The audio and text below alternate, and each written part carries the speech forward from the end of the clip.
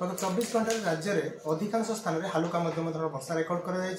सर्वाधिक वर्षा अनुगुल जिलार छिंडीपदा ठारे 34.2 millimetre record कर जगतसिंहपुर जिलार कुजंग ठारे पाखापाखि 34 मिलीमीटर रेकर्ड कर गंजाम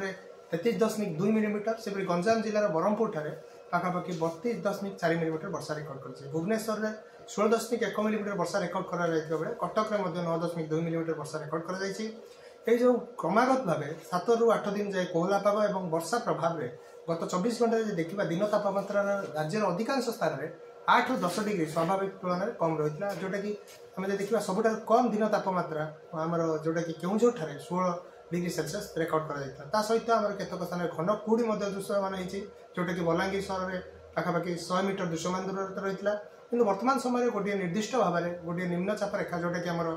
रोची दक्षिण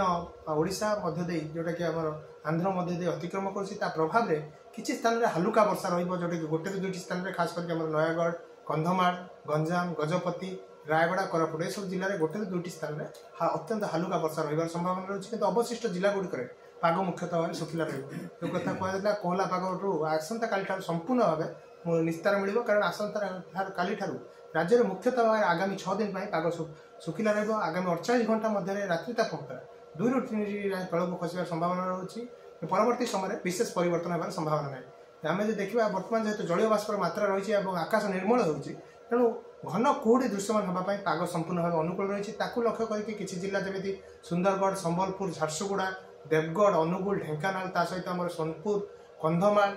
कलाहांडी नवरंगपुर एवं जो रोचे कोरापुट कटक ये सब जिला गुड़िक गोटे ରୁ 2ଟି घन कुहुड़ी रही जोटि दृश्यमान दूरता 200 ରୁ 50 मीटर मध्य सीमित रही संभावना रही तेणु यातायात